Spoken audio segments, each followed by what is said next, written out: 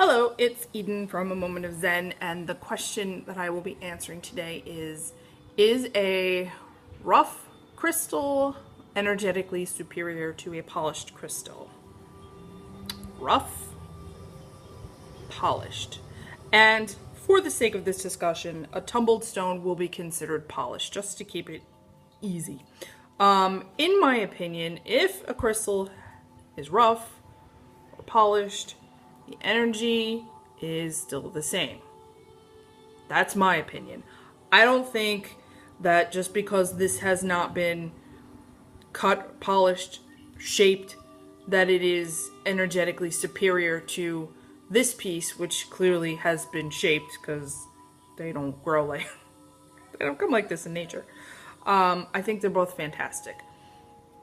The only difference, and I don't have one, believe it or not. Well, yes, I do. I have this twin.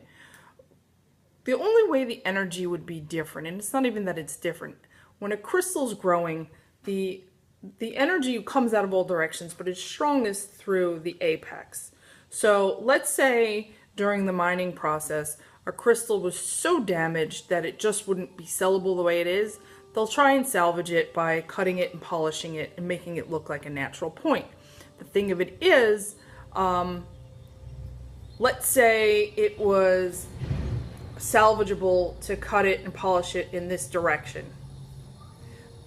The energy flow is still strongest in the direction that it grew naturally. But you don't know that this is the way it was growing because it was cut and polished this way. That's the only time I think it makes a difference as far as the energy. It's just because the flow is different. The direction of the flow in quartz point, is different.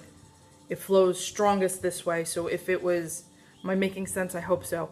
If this piece, let's say, was all smashed and they wanted to still sell it, they would find a way that it looks prettiest and cut it and polish it. So let's say, for example, they made this the new top. That doesn't mean the flow of the energy is changed to be dominant in this direction. It's still dominantly flowing this way.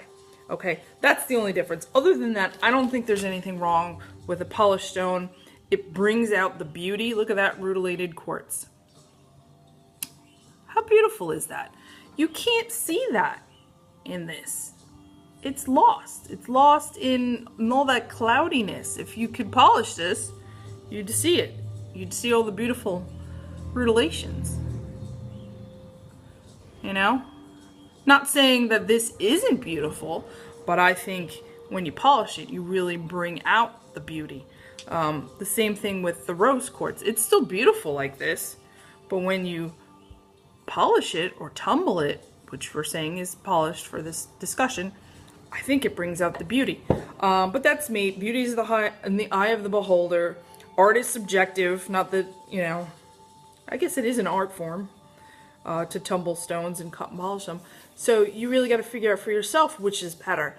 I, from an energetic standpoint, think they're all perfectly acceptable. I don't think one is greater than the other, except in the example of crystal growth, the direction of the growth.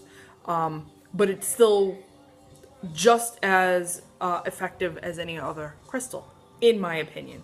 As always, I encourage you to experiment for yourself.